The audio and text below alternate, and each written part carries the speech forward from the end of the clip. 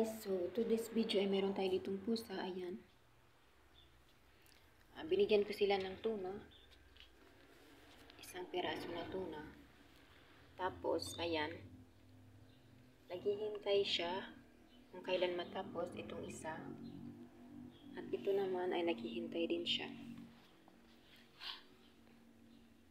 Mabait itong mga pusa ko, guys. Siya. Tapos ito din siya. Mabait ito sila. Ayan siya. Mabait din ito. Ito lahat, guys, ay aking napulot, guys. Sila lahat ay aking napulot. Hindi talaga ito na nanggaling sa amin. Nakikita ko lang sila sa daanan. Yung umiiyak. Tapos yung ito siya itatapon sana siya ng may-ari. Yung may-ari yung magtatapon kasi pinadala na sa bata. Tapos dala-dala niya sa kanyang kamay. Tapos timing na naglaro kami dyan sa baba, pinalaro ko yung bata. At nakikita ko na may dala-dala siyang pusa. Ayan. Tapos sabi ko, saan mo yan dalhin? Sabi niya, ay itatapon daw sa basurahan. Kasi ayaw siguro nila na mag-alaga ng pusa kasi mahirap kasi pag may pusa dito, dapat meron kang budget para sa kanila. Kasi yung mga pusa dito ay hindi kumakain ng kung ano-ano, hindi katulad sa pusa sa atin. Kasi mostly doon kumakain tayo ng isda, yung ulam natin isda ay kumakain sila with rice. Pero dito hindi naman lahat-lahat ng na isda yung ulam natin. Kasi yung isda talaga dito ay mas mahal sa karne. So, noon, pinibigyan namin sila ito ng karne kasi merong nag-ano sa amin ng karne araw-araw. Pero ngayon, wala nang time na pumunta doon para magkuha. Ngayon, binibigyan ko sila ng yan, tuna. Tapos ito pala siya, guys, hindi pala ito kumakain siya ng isda. Hindi siya kumakain ng cat food. Pero ngayon kumakain na siya ng tuna, ayan. Pero isda ayaw niya talaga. Iwan ko kung bakit ayaw niya ng isda. Tapos ito paborito niya itong isda. Ayan. Tapos ito din. Tapos binilhan ko naman sila ng cat food. Cat food na 20 kilos. Pero ayaw talaga nila, guys. Hindi sila kumakain masyado. Ito kumakain lang siya ng konti. Tapos ito kumakain din siya. Pero kumakain sila. Ito ay hindi talaga, guys. Kahit anong cat food. Try namin bilhan ng cat food na nasa can, cat food na nasa plastic, yung iba't ibang flavor. Ayaw niya talaga, kahit dry food, ayaw niya. Iwan ko kung bakit. Nung ako na may pusa pala na ganito. Tingnan nyo, guys. Ayan. Meron silang pagkain na cat food.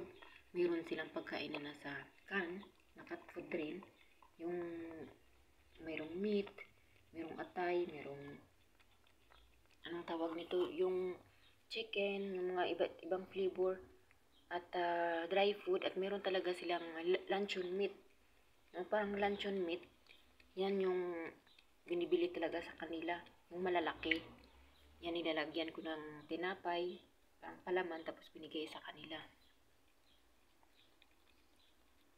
Kasi pag rice, hindi, ayaw talaga nila, ayaw nilang kumakain ng rice, hindi sila kumakain ng bigas. Kung gutom na gutom talaga, pag nilagyan mo ng ganito ng tuna, ng sabaw ng tuna, ng sardinas, ayun.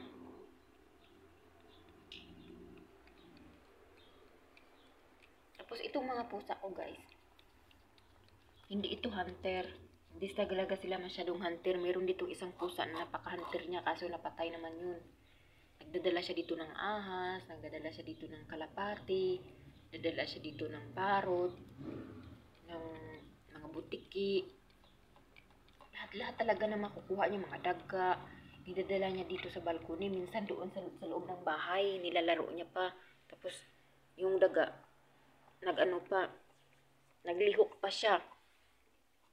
Ginadala niya. Pero ito, hindi talaga siya hunter, guys. Ito, Scottish fold siya, tamad na tamad talaga siya, guys. Kahit yung mga ipis na nasa harapan niya na, hindi niya talaga, laruan niya lang ng kundi, tapos sayaan niya na, hindi niya tutuklawin.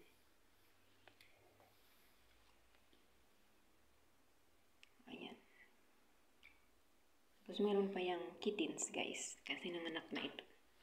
So, meron pa yung maliit na kittens. So, ayan. Hinihintay nila na matapos yan. Kinuha niya sa kanyang kamay ang laman.